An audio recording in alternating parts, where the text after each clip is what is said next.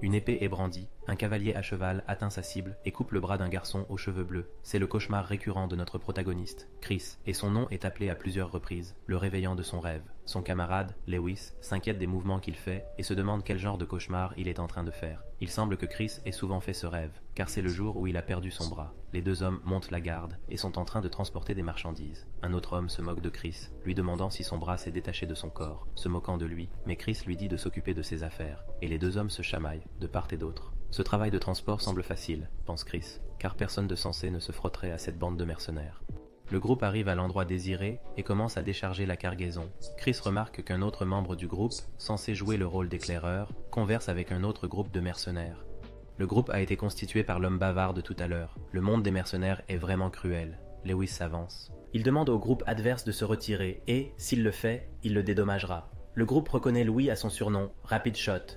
On dirait qu'il s'est fait un nom.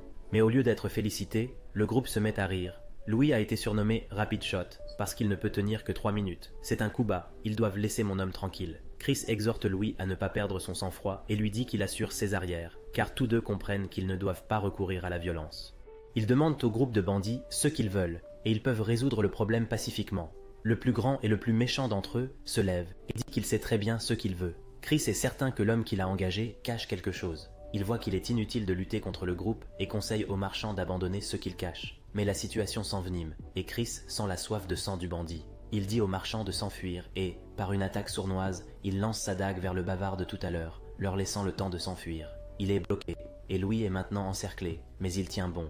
Chris lui dit qu'ils vont se séparer, et le chef des bandits, furieux, ordonne à ses hommes de tous les capturer. Chris s'enfuit, dans la forêt avec le chef des bandits et quelques hommes de main à ses trousses. Bien qu'infirme, Chris est un touche-à-tout et, au lieu de se complaire dans son handicap, il a acquis une pléthore de compétences différentes. Survivre avec un seul bras l'a poussé à travailler 2 fois plus dur. Les hommes de main le rattrapent et il sort un piège en fil de fer et réfléchit à l'endroit où le placer. D'un geste rapide, il le lance dans un arbre, créant une fine ligne qui décapite le premier homme de main qui la traverse. Un de moins, pense-t-il. Mais les bandits sont maintenant furieux et continuent la poursuite. Un certain temps s'est écoulé et nous voyons toutes les façons créatives dont Chris s'est débarrassé des mercenaires, mais il est à court d'astuces. Le dernier homme de main crache du sang, mourant d'un piège empoisonné que Chris lui a tendu. Il tourne le dos à la berge d'une rivière et n'a nulle part où aller. Chris pense s'être débarrassé de tous ses poursuivants, mais le chef des bandits s'approche, affirmant qu'ils ne sont pas tous morts, et passe à travers le piège empoisonné, sans être affecté. Chris ne sait pas comment il a survécu, et se demande ce que peut bien faire ce monstre en s'attaquant à un simple marchand. Chris respire difficilement et s'effondre sur le sol, tandis que les têtes de ses camarades sont jetées à ses côtés. La peur s'installe. Il demande à Chris s'il sait ce qu'il a autour du cou. Chris est choqué que Louis ait été vaincu si facilement et comprend rapidement qu'il doit s'enfuir. Le chef informe Chris que son collier est un artefact et que les artefacts sont des trésors d'une grande puissance qui peuvent transformer n'importe quel équipement en une arme mortelle et que la valeur de ces pièces peut financer une famille pendant des générations. Chris supplie le chef de l'épargner et celui-ci lui répond qu'il est de bonne humeur, qu'il pourrait bien le laisser s'en tirer et qu'il le remercie même d'avoir éliminé ses hommes de main. Chris n'est cependant pas convaincu, et dès que le chef tend la main vers lui, il a un dernier tour à jouer.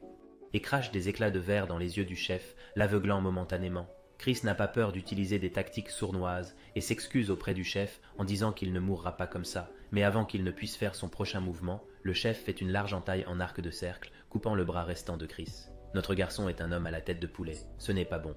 Chris tombe sur le torse du leader et est attrapé par les cheveux. Le chef le lance vers le bout de la falaise. Sachant que sa fin est proche, Chris ne peut que regarder son bras sans vie. Le rire du chef est interrompu car quelque chose ne va pas. Où est son artefact? Chris n'a pas perdu son bras sans raison et se moque du chef avec son collier dans la bouche. Quel sauvage! Le chef des bandits fait cette fouille que l'on fait, vous savez, quand on ne sent pas son téléphone dans sa poche et la prise de conscience est immédiate. L'artefact est en possession de Chris. C'est impossible, dit le chef. Et Chris avale l'artefact et saute dans la rivière en contrebas. Chris ne peut pas lever le majeur, alors c'est presque son dernier FU à ce type mec. C'est assez épais. Le chef saute à sa suite et Chris peut lire le désespoir dans ses yeux alors qu'ils plongent tous les deux dans la rivière. Chris pue sans vie et accepte son sort en souriant, en pensant que le chef ne pourra jamais retirer l'artefact de son estomac.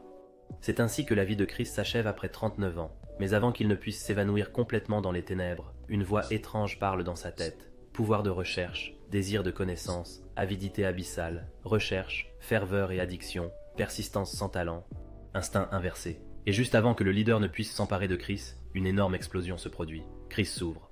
Il est agréablement choqué de voir que son bras est revenu. Il pense alors qu'il s'agit du cauchemar qu'il a toujours fait à l'âge de 15 ans. Mais quelque chose semble différent maintenant, car un soldat appelle Chris, l'avertissant de l'attaque imminente. C'est la première fois qu'il reconnaît le couteau qui lui a arraché le bras. Chaque fois qu'il a fait ce rêve, il a été incapable d'esquiver le coup, mais quelque chose ne va pas. Il ressent une douleur dans son bras droit, comme s'il savait ce que c'est que de se le faire couper. Chris ferme les yeux et se laisse tomber, ce qui lui permet d'esquiver accidentellement le coup. « Je l'ai esquivé ?» demande Chris. Est-ce que c'est un rêve après tout? Un écran système indique à Chris qu'il a gagné de l'XP, et Chris est encore plus confus, mais il entend l'appel à la retraite. Nous voyons alors Chris de retour dans une tente, en train de pincer les joues de son vieil ami, Lind.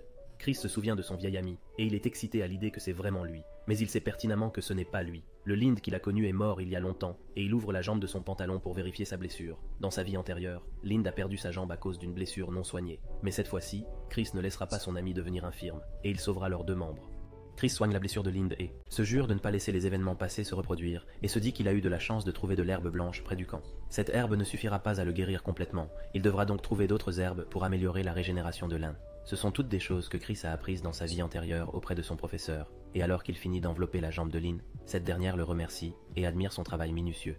Chris repense à sa vie passée, où Lynn a même sacrifié sa propre vie pour le sauver, et Chris pense qu'il lui doit plus que la réparation de sa jambe. Le commandant entre dans la tente et les garçons attendent silencieusement leurs ordres. L'homme les informe qu'ils sont la nouvelle réserve de la 7e infanterie, et que leur entraînement va commencer, mais qu'ils ne seront pas considérés comme des soldats officiels. Le soldat regarde le plus grand garçon de la pièce et le nomme chef. Un autre garçon aux taches de rousseur commente le fait qu'ils ne seront pas des soldats officiels, à côté d'un autre homme barbu qui aiguise sa hache. Il y a beaucoup de personnalités ici. Chris analyse la situation et remarque que le groupe est composé de bleus, et maintenant il comprend la situation. Le commandant a essentiellement demandé au groupe de servir de chair à canon dans les jours à venir. Chris aura beaucoup à faire. Il remarque que Lynn dort et veut, pour qu'il se repose de sa jambe blessée. Nous apprenons que l'armée est stationnée dans la forêt de Zaituras, et que Chris et les garçons suivent le groupe de chasseurs. Un homme plus âgé, aux cheveux roux, demande au commandant pourquoi ses poulets de printemps les suivent. Le chef lui répond que Chris leur a acheté des cigarettes en échange de leur présence. L'homme aux cheveux roux se demande comment Chris a réussi à fabriquer des cigarettes de qualité, mais il remarque que le garçon doit être doué. Des rumeurs commencent à circuler sur l'ingéniosité de Chris. Le commandant offre la cigarette à l'homme aux cheveux rouges, mais celui-ci la refuse. Le groupe de chasseurs s'arrête et reçoit l'ordre d'attraper 5 lapins chacun. Ils sont avertis de ne pas s'aventurer trop profondément dans la forêt, car ils pourraient rencontrer des kobolds. Chris pense que c'est du gâteau, et profite du temps supplémentaire pour chercher les herbes dont il a besoin. Chris trouve de nombreuses herbes utiles et affiche un air satisfait, mais il voit un message indiquant qu'il a gagné de l'XP grâce à la cueillette. Pourtant, il pense qu'il voit des choses et se gifle lui-même. Pourquoi cet artefact est-il si bruyant? Dit-il avec colère. Qu'est-ce que c'est que cette chose? Se demande-t-il. Il n'arrête pas de crier derrière sa tête. Chris a toujours su que les artefacts n'étaient pas si simples, mais qu'ils soient aussi compliqués, cela dépasse l'entendement. Il se demande pourquoi le chef des bandits était prêt à mourir pour ce collier que Chris a avalé. Il doit encore trouver plus d'informations à ce sujet. Avant qu'il ne termine sa réflexion, il entend le bourdonnement d'une abeille qui passe à côté de lui. L'abeille est prise au piège dans une toile, et c'est le jour de chance pour Chris. Chris a trouvé une fourmi à miel, une créature très utile. Il ramasse la fourmi et libère l'abeille de son piège. Il l'utilise comme appât et suit l'abeille jusqu'à ce qu'elle atteigne son nid. Bingo! Chris repère le nid et commence à récolter son miel. La scène se déplace vers les autres garçons de son groupe, qui sont incapables d'attraper un seul lapin. Vous voyez, seul Chris est un chasseur parmi eux. Le soleil se couche et le commandant aboie sur les deux garçons qui se prélassent. Puisqu'ils ont le temps de s'asseoir et de discuter, c'est qu'ils ont déjà accompli leur tâche, suppose le commandant. Les garçons ne savent pas trop quoi dire, mais Chris revient juste à temps et lâche une horde de lapins. L'homme aux cheveux roux de tout à l'heure se demande si Chris a réussi à chasser tous ses lapins tout seul, et est impressionné par son habileté. Mais sa lutte a été vaine, puisqu'il n'y en a pas assez pour tous ses camarades. Chris se demande comment cela est possible, puisqu'il n'y a pas assez de nourriture pour tous ses camarades. Le commandant a dit qu'il en fallait 5 par personne. Il est très ennuyé parce qu'il a fait beaucoup d'efforts. Je voulais voir l'homme aux cheveux roux essayer de le faire aussi. Le garçon aux taches de rousseur est inquiet, et nous découvrons que le chef de l'équipe des rennes s'appelle Digo, et que le barbu maniant la hache s'appelle Doki. Chris s'est assuré de collecter leur part, mais il a peut-être mal calculé, et pense à prendre l'une de ces herbes rares pour l'utiliser à la place. Peut-être que cela les sortira de ce mauvais pas, et qu'en même temps, il recevra des éloges pour cela. S'il l'offre à ses supérieurs, ils ne refuseront sûrement pas. Le commandant signale la fin de la chasse et il est temps de retourner au camp. La punition pour avoir échoué est une réprimande et, selon les règles militaires, ils seront gérés à partir de maintenant. Chris attire discrètement l'attention de l'homme aux cheveux roux et lui fait une proposition qu'il aimerait entendre. L'homme refuse, mais Chris l'incite à au moins l'écouter. L'écouter. Nous voyons maintenant Chris avec le garçon aux taches de rousseur qui attend en pleine nuit. Il a posé un autre piège pour tenter d'attraper un cerf, et nous découvrons que l'herbe que Chris voulait échanger s'appelle la perche rouge, et que la perche rouge est l'un des mets préférés des cerfs à cornes rouges, qui ne manqueront pas de mordre à l'hameçon. Est inquiet, mais Chris le rassure, et lui dit de retenir sa respiration, et de se concentrer. Les cerfs sont très sensibles et remarquent les moindres mouvements. Le garçon aux taches de rousseur se demande s'ils peuvent l'attraper, mais s'ils y parviennent, ils auront enfin un bon repas. Chris, lui, est concentré sur son objectif et le cerf s'approche. Chris met sa main sur la bouche du garçon, car ils vont bientôt être rassasiés. Lorsque le cerf aperçoit le casse-croûte, il s'approche, mais s'aperçoit immédiatement de sa présence et tente de s'enfuir. Chris saisit un caillou et le frappe à la tête, ce qui lui permet d'obtenir un message indiquant que sa compétence en matière de lancer a augmenté. Mais ce n'est pas suffisant, car Chris n'a pas l'habitude de lancer avec son bras droit, et il n'y a donc pas assez de puissance. Il comprend la situation et appelle Digo et Doki.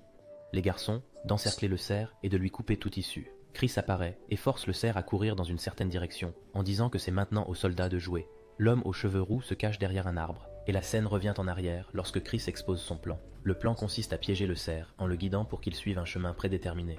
Chris dit que l'homme aux cheveux roux doit aussi jouer un rôle dans cette chasse, et que s'il peut lui faire confiance, ils attraperont le cerf. Le cerf tombe dans le piège et se précipite dans le piège à cordes que les deux soldats ont préparé. Il l'attrape par le cou, mais la bête est plus forte qu'il ne l'avait prévu. Elle entraîne les deux hommes avec elle, alors qu'elle tente désespérément de s'enfuir. Mais avant qu'elle n'en ait l'occasion, Chris apparaît avec un gros rocher à la main et frappe le cerf à la tête. Chris a tué le cerf et a gagné un peu plus d'XP. Et plus tard, nous voyons le groupe assis autour du feu, excité par leur repas. Nous voyons maintenant la viande juteuse en train de cuire, alors que tous les hommes autour bavent devant les odeurs savoureuses. L'un des enfants demande pourquoi le cerf est si célèbre, et on lui répond que pour les simples soldats, il s'agit d'une autre viande, mais que pour les nobles, il s'agit d'un puissant aphrodisiaque. Les enfants espèrent qu'ils seront récompensés pour cela. Et Chris se tourne vers l'homme aux cheveux roux en lui disant « Hé, tu es plutôt bon, la chasse n'aurait pas fonctionné sans lui. » Et Chris sourit, mais l'homme lui dit de manger. Mais nous voyons que Chris est occupé à raffiner des pétales de fleurs, et montre à l'homme qu'on peut en faire une poudre. Cette poudre est un excellent assaisonnement, et il en saupoudre le steak de tout le monde. Et tous sont époustouflés par la saveur. Ce n'est peut-être pas de la cuisine royale, mais cela fera l'affaire. Tout le monde mange joyeusement, et le soldat aux cheveux roux veut confirmer le nom de Chris. Il est satisfait de ses efforts, et le relève de la garde de nuit et de la chasse. Chris sourit et le remercie. De retour à la caserne, Lynn est soulagée d'avoir enfin pu passer une bonne nuit de sommeil. Les garçons entrent dans la tente et Chris tend de la nourriture à Lynn en lui disant qu'il a dormi à cause des médicaments qu'il lui a donnés. Chris vérifie sa blessure et pense que dans une vie antérieure, ce n'était pas la coupure qui était en cause, mais plutôt l'infection qui en découlait. Cette fois-ci, il n'y a pas lieu de s'inquiéter. Chris lui demande si la nourriture est bonne. Un grand cri se fait entendre à l'extérieur de la tente, effrayant Chris. Attrapez-les tous et ne laissez personne en vie, entend-on à l'extérieur de la tente. Chris se demande ce qui se passe. Une marmite de soupe renversée est à l'origine d'une certaine agitation. Le supérieur, furieux, ordonne à quelqu'un d'attraper les chiens qui sèment la pagaille dans le camp. Des flèches sont tirées et des groupes de soldats commencent à se disputer. Lynn s'enquiert de la situation et Chris répond qu'il ne s'agit que de chiens errants. Mais qu'est-ce qui ne va pas avec leur visage? Regardez-les. Les chiens sont constamment en train de contrarier les soldats et ils ont l'air de s'amuser. Chris dit qu'il peut attraper les chiens et l'homme aux cheveux roux demande s'il est vraiment à la hauteur. S'ils ne font rien, le moral des troupes en sera affecté. Mais attendez, c'est Chris qui va s'en charger. L'homme lui souhaite bonne chance et quitte le garçon. Lynn s'enquiert de l'identité de l'homme, et Chris répond qu'il s'agit d'un des soldats qui se sont joints à eux pour la chasse. Lynn demande à Chris comment il compte attraper les chiens, mais comme toujours, notre garçon va installer des pièges. Mais Lynn fait valoir que même les pièges des soldats n'ont pas fonctionné. Mais il ne sait manifestement pas à quel point Chris peut être débrouillard. La conversation se poursuit et Lynn demande pourquoi ils sont chargés d'attraper des chiens. Chris lui répond que c'est une bonne occasion de se procurer de la nourriture, mais il se dit que CE sera une bonne excuse pour participer à la prochaine chasse, et qu'il a besoin de plus d'herbes. Diego appelle Chris avec les herbes qu'il a demandé à trouver. Lynn en ramasse une et demande si ce n'est pas de l'ivraie normal. Chris remercie Diego pour son travail et l'informe que cette feuille agit comme une drogue puissante pour les chiens et qu'elle est cruciale pour les capturer. Il voit Chris installer un piège collant et commande son achèvement. C'est CE dont ils ont besoin. Ils vérifieront les pièges demain, et le jour suivant, ils sortiront, et nous pourrons voir plusieurs chiens endormis avec une substance collante autour de leur bouche. Chris dit à l'homme aux cheveux roux qu'ils avaient beaucoup de chiens endormis. La raison pour laquelle la fourmi à miel était si importante était sa capacité à tisser des toiles avec des effets différents en fonction de ceux qu'elle mangeait. L'homme félicite Chris pour son talent et le met en garde contre d'autres meutes de chiens. Chris profite de l'occasion pour se joindre au groupe d'éclaireurs de l'homme et, s'ils le permettent, ils attraperont tous les chiens restants. L'homme le regarde et lui dit qu'il n'est qu'un simple soldat. Il n'a pas ce pouvoir, mais Chris ne le croit pas. Chris se souvient de lui dans sa vie antérieure. Seuse, cheveux roux écarlates, son physique bien bâti, sa force d'âme non dissimulée. C'est le fils illégitime du duc Van Ludwig. Du duc Van Ludwig, Gillian Ludwig. Chris s'est attiré ses faveurs grâce à ce fait. Gillian lui dit qu'en récompense du cerf, il le laissera venir, mais seulement s'il s'occupe des chiens restants. Diego avertit Chris qu'il s'aventure trop profondément dans la forêt. Et ils atteignent presque la frontière. Chris prend les devants et dit de s'occuper rapidement de ses chiens pour qu'ils puissent revenir. Chris s'arrête et lâche la ficelle qu'il tient dans sa main. « Tu as entendu ça ?» demande Diego. La meute de Cabot, mais elle voit un éclaireur des 8 portes avec une flûte à la bouche. La flûte de l'éclaireur a contrarié les chiens, ce qui a causé tout ce remue-ménage dans le camp de Chris. Chris demande à Diggo s'il a déjà tué quelqu'un, et celui-ci répond qu'il ne l'a fait qu'une fois sur le champ de bataille, où Chris était censé perdre son bras. Chris se rassure et dit à Diggo et Doki de se préparer. Diggo et Chris continuent de surveiller l'éclaireur, et Doki se cache dans l'embuscade. Chris dit à Diggo qu'il est temps d'y aller, et il commence le combat en sautant sur l'éclaireur, Howard à la main. D'une large frappe, il fend un arbre en deux, mais l'éclaireur parvient à esquiver. Il recule et prépare son arme, mais Chris rejoint Diggo, et comme c'est un 2 contre 1, l'éclaireur tente de s'enfuir, mais Diggo et Chris le poursuivent. Mais Chris remarque que l'éclaireur attrape son pistolet à fléchettes et ordonne à Diggo de se mettre à l'abri. Les fléchettes touchent un arbre, mais l'éclaireur en profite pour s'enfuir. Il saute par-dessus une branche et se retourne pour voir si ses poursuivants sont partis. Il ne manquait qu'un peu plus à l'éclaireur pour obtenir son or, et maintenant il a peur de revenir les mains vides. Tout à coup, une hache est lancée vers l'éclaireur qui l'enjambe de justesse. L'éclaireur est surpris de voir qu'un autre soldat est à ses trousses, mais avant qu'il ne puisse s'adapter, il tombe dans l'un des pièges de Chris et se cogne la tête au sol. Doki se tient au-dessus de lui. « Je t'ai eu », dit-il, puis il tue impitoyablement l'éclaireur, ce qui donne des sueurs froides à Diggo. Chris félicite Doki et Diggo s'approche en demandant comment Chris savait que l'éclaireur viendrait par là. Chris les informe que c'est le chemin le plus rapide pour retourner au camp des 8 portes. Le travail des 3 est donc terminé. Il reste encore quelques chiens et Diggo demande s'il est possible de les laisser s'enfuir. Mais comme ils se sont occupés de l'homme qui les contrôlait, ils devraient s'en sortir. Chris regarde vers Doki, mais il est choqué de voir un loup blanc avec de nombreuses cicatrices. Ces créatures vivent généralement dans la montagne de l'âme. Comment se fait-il qu'il y en ait un ici? Chris se demande si l'éclaireur a rassemblé ses chiens pour essayer d'attraper le loup. Mais dès qu'il pense cela, le loup succombe à ses blessures et tombe. Chris se dit que l'éclaireur avait en fait un bon plan, mais qu'il va maintenant en récolter les fruits. En s'approchant du loup, Chris remarque qu'un seul louveteau a survécu. Tego note qu'il ne ressemble pas vraiment au loup, et je veux dire, regardez cette chose, n'est-ce pas appât d'avatar? Ces auteurs n'ont pas la langue dans leur poche. Chris se demande s'il ne s'agit pas d'un métis. De retour au camp, les soldats savourent un repas copieux. Le garçon aux taches de rousseur observe attentivement les soldats en train de manger la viande juteuse, puis il retourne dans la tente et se lamente sur sa faim. Len réfléchit au nouveau poste qui a été attribué à Chris et se demande ce qu'il a bien pu faire pour être affecté à une tâche aussi dangereuse. Len repense à l'époque où Chris l'avait convaincu de s'engager dans l'armée. S'ils peuvent devenir chefs, tous leurs problèmes disparaîtront, dit le jeune Chris. Len rétorque que si Chris devient chef, il deviendra certainement premier ministre, tandis que les deux enfants plaisantent. Len ne savait pas vraiment que Chris était sérieux et que son ami ne s'arrêterait pas avant d'avoir atteint le sommet. Le garçon aux taches de rousseur en a assez, et même si Chris a attrapé les chiens, aucun des garçons de l'unité n'est autorisé à sentir l'odeur de la délicieuse viande. Ils auraient au moins pu recevoir du pain, et le garçon à taches de rousseur veut aller voler de la nourriture à la place. Len lui rappelle que s'il se fait prendre, toute l'unité sera en danger. Avant qu'il ne puisse mettre son plan à exécution, Chris entre dans la pièce avec un carré de viande et dit au garçon d'allumer un feu. D'allumer un feu. Les garçons sont autour du feu et savourent joyeusement leur repas. Mais Lynn demande à Chris pourquoi il ne mange pas lui aussi. Il répond qu'il a déjà mangé, mais Lynn lui dit qu'un autre homme regarde dans leur direction. Nous faisons un gros plan, et l'homme a les lèvres gercées, avec des traits appris par l'homme, et il regarde intensément la nourriture. Il a l'air affamé, et le groupe se demande s'il devrait lui offrir de la nourriture. Le groupe fait remarquer que s'il n'y avait pas eu Chris, ils auraient été dans la même situation. L'homme affamé s'assoit et s'excuse de sa puanteur, car il a été chargé de nettoyer l'enclos des cochons. Pauvre homme. Le groupe raconte que les supérieurs ne leur donnent même pas de pain, et encore moins de viande. Lynn dit que si vous devenez commandant, vous pourrez peut-être goûter de la bonne viande de porc. Les soldats les plus modestes, comme eux, n'ont pas cette chance. L'homme dit qu'il doit trouver de la nourriture et des boissons, et que ses amis de la caserne sont également affamés. Chris demande combien ils sont, et l'homme le surprend avec 20 personnes. C'est un peu... Tu arrives à la cheville de l'homme. Amène 2 ou 3 de tes gars, une vingtaine. Chris fait remarquer que 20 personnes, c'est beaucoup pour quelques gars. Chris voulait garder la viande, mais il se rend compte qu'il serait peut-être préférable de l'aider. Tous les soldats affamés pendant les périodes difficiles. Ce qui est fait, et maintenant tous les soldats affamés sont ravis d'avoir enfin un repas décent. Je veux dire, au moins il obtient, vous savez, des points bonus avec Dieu ou ce en quoi il croit dans l'histoire. La scène se déroule le lendemain matin. Nous voyons le bébé loup en train de boire dans son bol. Chris se demande qui est le père de ce petit loup, essayant de le déterminer à partir des traits du bébé. D'après ses yeux rouges et ses lignes uniques, il pense qu'il pourrait être le descendant d'un loup doré, et qu'il pourrait un jour cracher du feu. C'est un peu exagéré, mais peu importe. Lynn demande à Chris s'il a choisi un nom et il répond bébé Bullion. Lynn est dégoûté par ce choix et Chris en lance un autre, Gantong. Chris est un bon chasseur, mais il n'est pas doué pour les noms. Il dit aux garçons qu'il plaisante et leur propose de l'appeler Pumpki, le diminutif de citrouille, ce qui est honnêtement un nom parfait si vous voulez mon avis. Un commandant entre et appelle les soldats à sortir pour une inspection et à se rassembler. Chris se demande pourquoi il y a une inspection soudaine et les soldats se mettent en rang. Chris maudit leur commandant en chef et l'homme appelle Chris. Celui-ci s'approche. L'atmosphère est tendue. L'homme qui a appelé Chris, estimated. Centurion et chef de la 7e infanterie, le commandant Kennery. Le centurion remercie Chris pour ses services exceptionnels, son exploit le plus remarquable étant d'avoir éliminé l'éclaireur ennemi. En conséquence, il nomme Chris dacurien et se réjouit de le voir évoluer. Chris accepte humblement sa promotion et... Tous les soldats qu'il a nourris l'acclament. J'aime voir l'amour se répandre ainsi. Kennery remarque que Chris est très populaire et lui demande s'il a soudoyé les hommes avec des boissons. Chris rejette maladroitement les commentaires en disant qu'il est en fait un peu timide. Mais les acclamations ne s'arrêtent pas. Et un homme le traite même d'aimant à viande. Attendez, c'est un peu sus. Il faudrait au moins ajouter le no homo après ça. Mais je pense que nous savons ce qu'il veut dire. Je pense que oui. Alors que la cérémonie s'achève, Chris sent une tension s'installer dans l'air. Les officiers vétérans le regardent avec dédain. C'est un peu comme s'il voulait qu'il reste le plus près possible du sol et qu'il ne monte jamais en grade.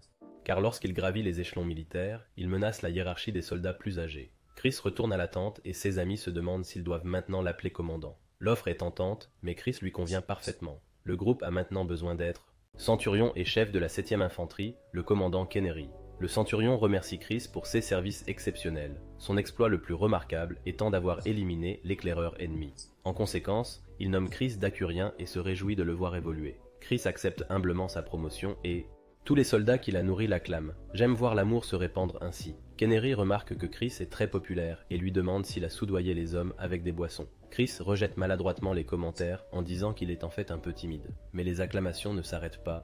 Et un homme le traite même d'aimant à viande. Attendez, c'est un peu sus. Il faudrait au moins ajouter le no homo après ça. Mais je pense que nous savons ce qu'il veut dire. Je pense que oui. Alors que la cérémonie s'achève, Chris sent une tension s'installer dans l'air. Les officiers vétérans le regardent avec dédain. C'est un peu comme s'il voulait qu'il reste le plus près possible du sol et qu'il ne monte jamais en grade.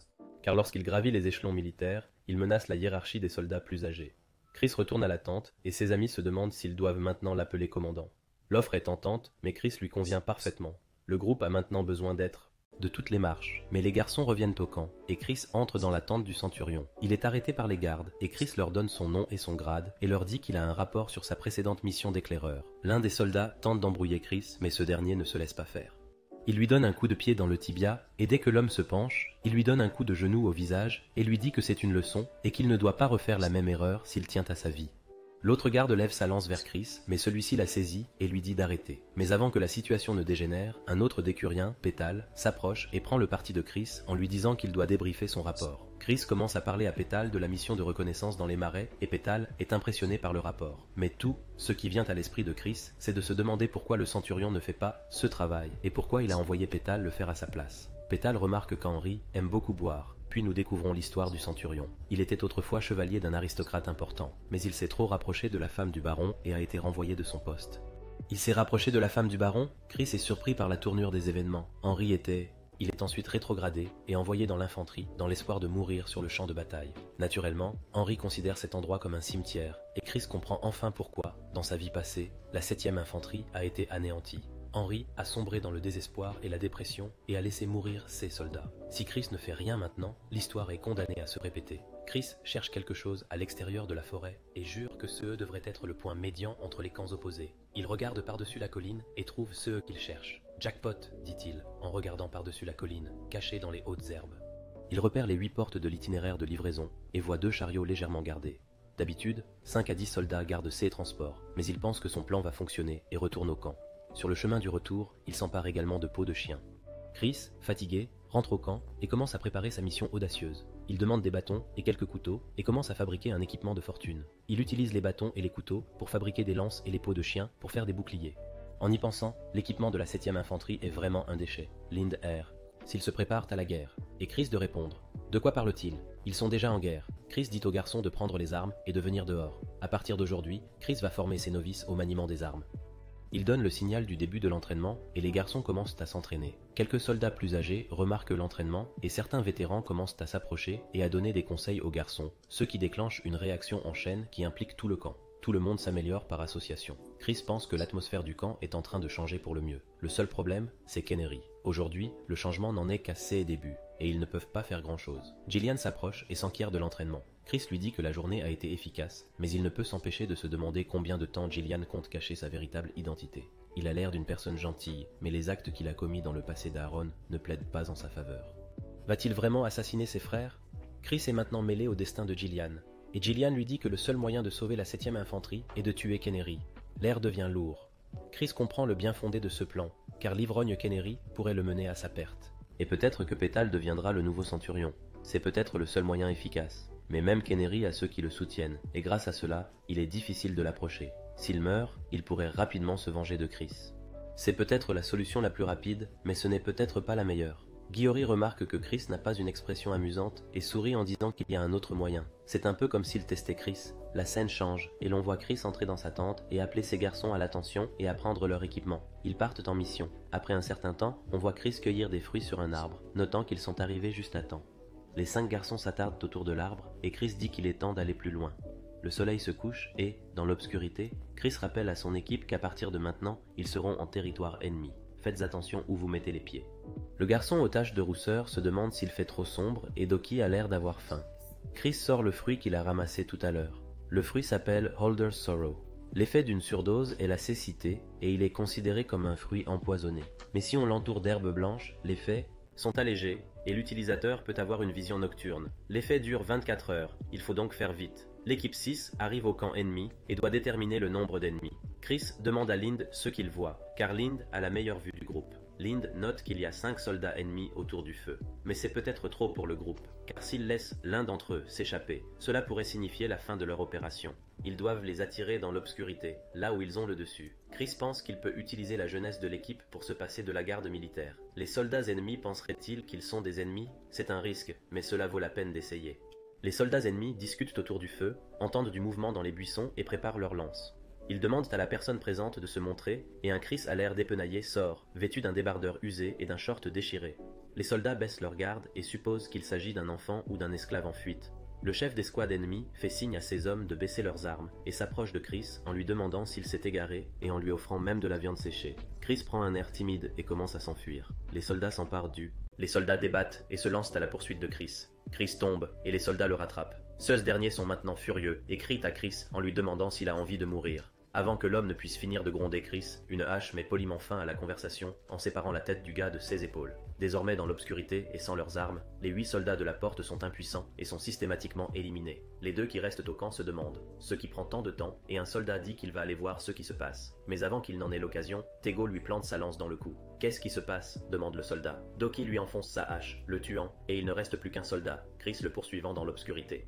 Terrifié, l'homme se retourne et tente de se battre, mais il reçoit 2 lances de Lind et du garçon aux taches de rousseur, qui le tue sur le coup. Le garçon aux taches de rousseur vomit, car c'était la première fois qu'il tuait l'homme, et on ne peut pas vraiment le blâmer pour cela. Et c'est probablement la même histoire pour la plupart des membres de l'équipage à part Tego et Doki. Chris observe, mais sait que l'expérience est nécessaire pour construire une équipe d'élite. Le lendemain arrive, et la ligne de ravitaillement de la 8e porte fonctionne comme d'habitude. Chris et les garçons s'habillent en tenue ennemie, et se dirigent vers la porte 8. Une caravane, l'arrêtant. L'homme qui transporte les marchandises pense qu'il ne s'agit que de nouvelles recrues, et que cela arrive souvent, car la guerre fait beaucoup de victimes. De retour sur le lieu du raid nocturne, 8 soldats de la porte enquêtent sur la scène. Ils voient bien qu'il y a eu un combat, et tous les hommes sont occupés à chercher des indices. Le commandant examine le sang figé sur le sol, et l'un de ces hommes attire son attention. Les veines du commandant se gonflent lorsqu'il voit les membres de l'escouade affectés à cet endroit, éliminés dans les buissons. Il maudit les ordures cirquiennes. De retour au camp principal, Kennery se réveille avec une bouteille vide à ses côtés, alors que la lumière du jour perce sa tente.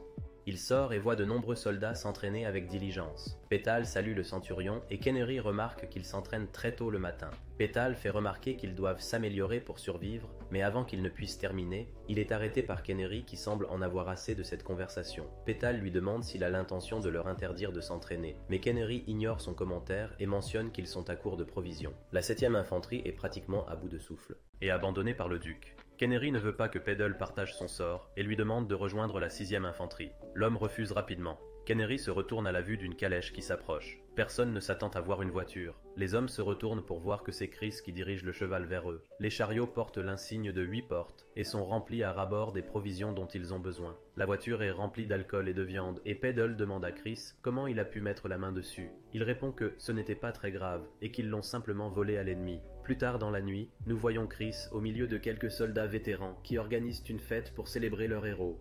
Chris est celui qui leur a rempli l'estomac et leur a apporté de l'alcool. Puis l'incendie fait rage. L'un des soldats au visage marqué d'une cicatrice, nommé Ralph, dit à Chris que cela fait si longtemps qu'il n'a pas mangé un repas copieux. Le decurien qui dirigeait le garde de la tente qui a essayé de frapper Chris dans un chapitre précédent s'approche et s'incline devant lui, s'excusant pour les actions de ses subordonnés et demandant à Chris s'il a une punition à lui donner. Chris répond que ce n'est pas grave et qu'il n'y a rien de plus à faire. Ralph réagit en disant que Chris est un bon gars et tous les hommes se mettent à rire autour du feu. La scène passe à Kennery qui regarde Chris d'un air déprimé. Il se dit que ce gamin n'a que 15 ans, mais qu'il a réussi à tuer des soldats ennemis, et même à voler un chariot de ravitaillement de l'ennemi. Quel comportement imprudent. Mais cela rappelle à Kennery son passé de jeune garçon ambitieux qui s'efforçait d'être le meilleur. Il tient fermement sa tasse, mais soudain, l'attention de tout le camp est tournée vers un homme ivre qui se sert d'une lance comme d'une béquille. L'homme trébuche et les soldats commencent à rire en lui disant qu'il doit juste aller dormir et qu'il est trop ivre. Il titube un peu avant de planter sa lance dans le sol et de crier à plein poumon « Je survivrai !» Tous les soldats se retournent avec un air sérieux, car cette phrase résonne avec tous leurs instincts primaires. Tous veulent survivre. Personne ne veut mourir dans cette bataille, et même Kennery est surpris. Chris se dit que ce soldat a raison. La 7e infanterie n'a pas besoin de mourir. Ils peuvent tous vivre et vivre ensemble. Les soldats se rassemblent autour des hommes, et Pédale se retourne pour voir Kennery battre en retraite. Il se retire dans sa tente, mais il est choqué de voir qu'il a laissé son alcool derrière lui. C'est peut-être le début d'un changement.